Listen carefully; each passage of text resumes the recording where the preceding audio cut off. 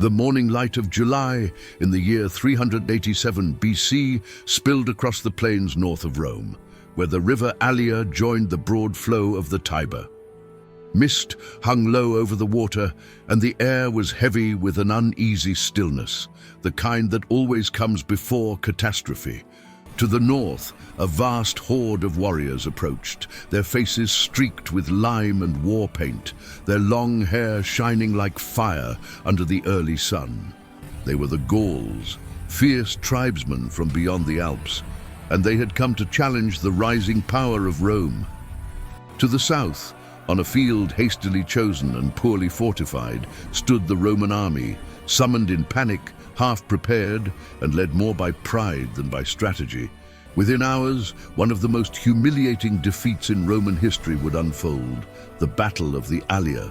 And from its ashes, the legend of Rome's indomitable spirit would be born.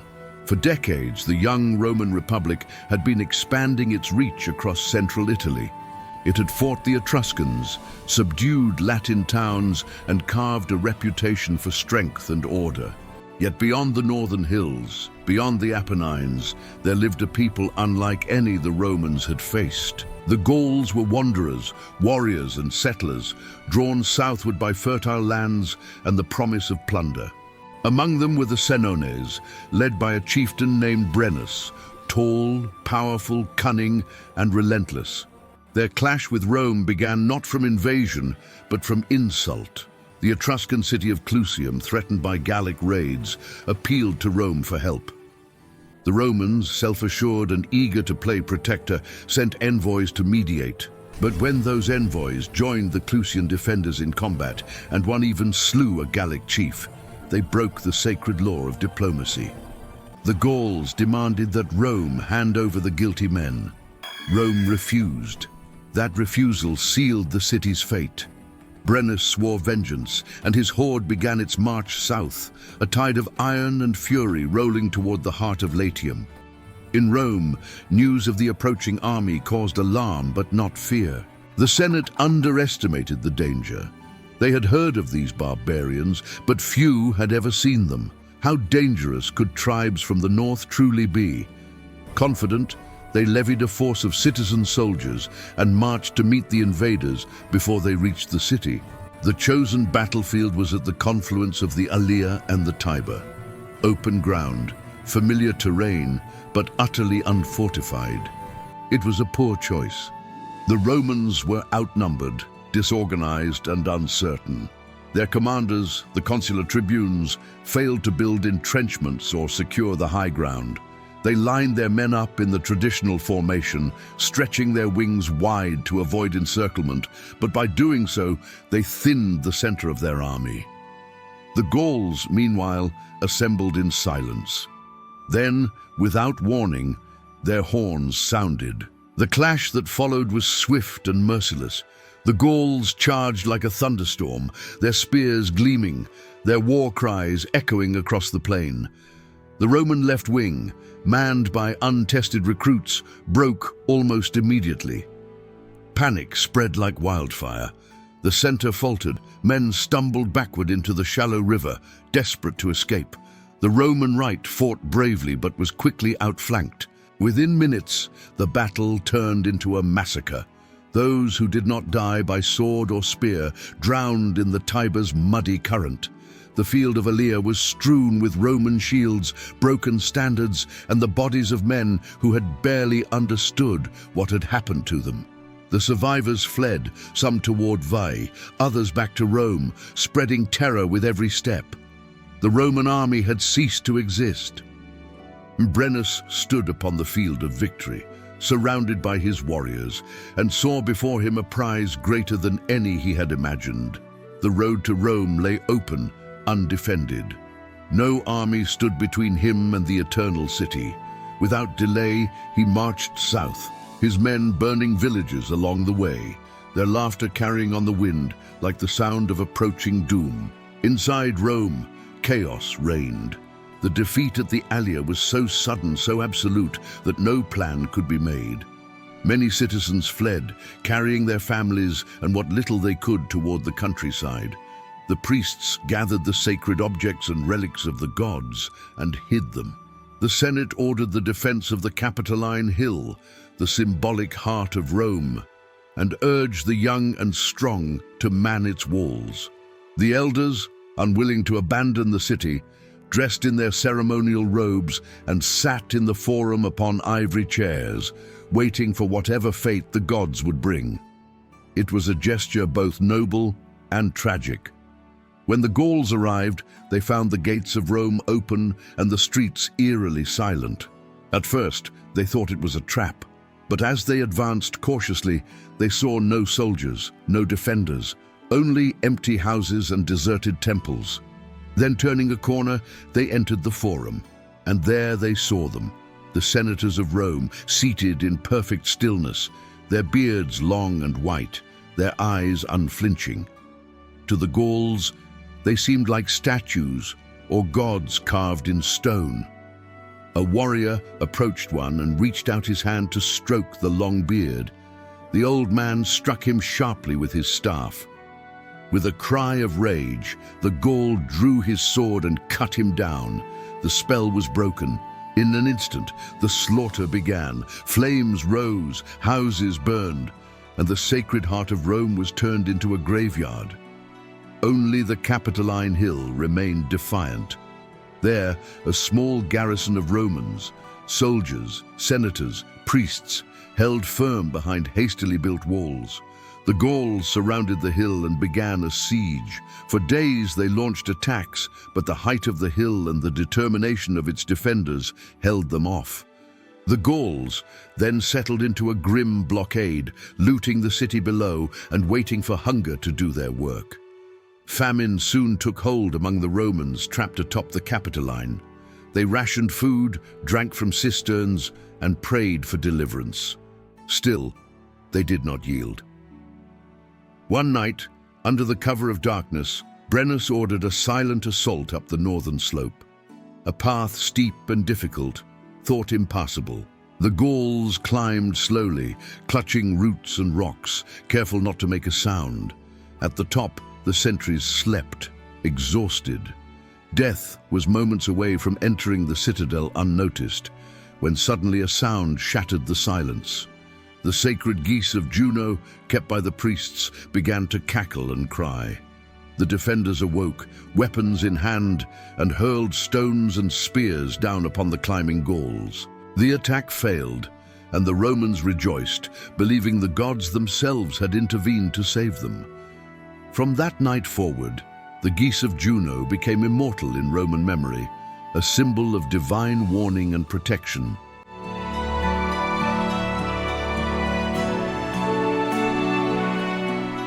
But time wore on, and both sides grew weary. The Gauls, burdened with disease and heat, saw their numbers dwindle. The Romans were starving, desperate, but proud. At last, Brennus sent envoys proposing terms. The Romans, seeing no rescue in sight, agreed to pay a ransom to free their city, 1,000 pounds of gold. When the time came to weigh the gold, the Romans protested that the scales were unfair. Brennus laughed, drew his sword and threw it upon the scale, crying, "Vae victis! Woe to the vanquished!" It was an insult, a wound to Roman pride that would never heal. According to later tradition, just as the gold was being weighed, Marcus Furius Camillus, an exiled Roman general, returned with a new army, confronted Brennus, and declared that Rome would not be ransomed with gold, but redeemed with iron. The story tells that Camillus attacked, routed the Gauls, reclaimed the gold, and restored Roman honor. Whether this tale is true or a later invention, its symbolism endured. Rome may fall, but it will rise stronger. In the aftermath, the city was a ruin. Streets lay in ashes, temples desecrated, families scattered. The Senate reconvened amid the wreckage to debate whether to rebuild or abandon the site entirely. Some argued that Rome's luck was cursed, that the city should be moved elsewhere. But Camillus, if the tradition is to be believed, stood and said, "No, here, on this ground we fell. Here we shall rise." His voice carried through the broken city, and so it was decided. Rome would be rebuilt. Brick by brick, wall by wall, the Romans restored their home, and in doing so, they rebuilt their confidence, their pride, and their destiny. The defeat at the Allia and the sack of Rome left a scar deeper than any wound of sword or spear. It was a trauma that haunted generations. For centuries afterward, Romans remembered July 18th, the anniversary of the battle, as a day of ill omen, marked by silence and sacrifice. Yet from that humiliation came transformation. The Romans learned that arrogance invites ruin. They learned the cost of unpreparedness, the need for discipline, and the importance of unity. They strengthened their walls, reformed their army, and swore that never again would Rome be caught off guard. That vow became part of Rome's soul. In time, the Gauls themselves would feel the weight of Roman vengeance. Decades later, Rome's legions marched north, reclaiming lost territories, subduing tribes, and pushing the frontier ever outward. The people who once burned Rome would one day kneel before it. But the memory of that first sack never faded. It became a warning whispered through generations. Remember the Allia. To Roman statesmen, it was a lesson in humility. To Roman soldiers, a call to vigilance. To Roman children, a tale of survival. Historians debate the details. Whether Camillus truly returned in time, whether the gold was paid, whether the Gauls withdrew willingly or were driven out. What is certain, however, is that the sack of 387 BC changed everything. It forced Rome to look inward and to rebuild outward. It spurred the construction of stronger fortifications, perhaps the first Servian wall, and it seeded the military reforms that would one day make the Roman legions the most disciplined force on earth. The Republic, once humbled, now burned with ambition. Its leaders believed that the only true security lay in expansion, in making every potential enemy a subject before they could become a threat. Thus, from the ashes of defeat, the empire's foundations were laid. The legend of the geese, the sword of Brennus, the cry of Vae Victis, these became symbols not only of shame, but of survival. For Rome, defeat was not the end, but the beginning of its greatness. The story was retold in schools, in temples, in the Senate, always with the same lesson, that Rome endures, and indeed it did.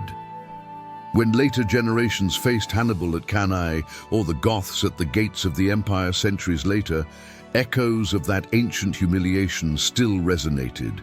It was a reminder that even in ruin, Rome had once risen again, and could do so once more.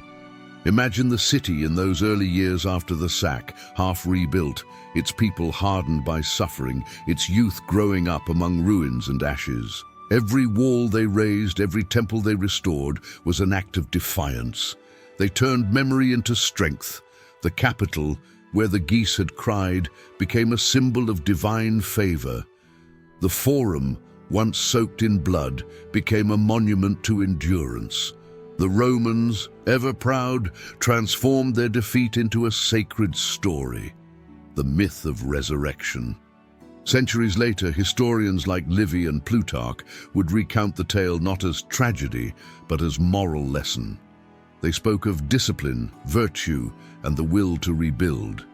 To them, the Battle of the Allia was a warning that pride without preparation leads to ruin, but they also saw in it a prophecy that Rome, though it may fall, cannot be destroyed by force alone. For what makes a city great is not its walls or its gold, but the courage of its people to rise after falling.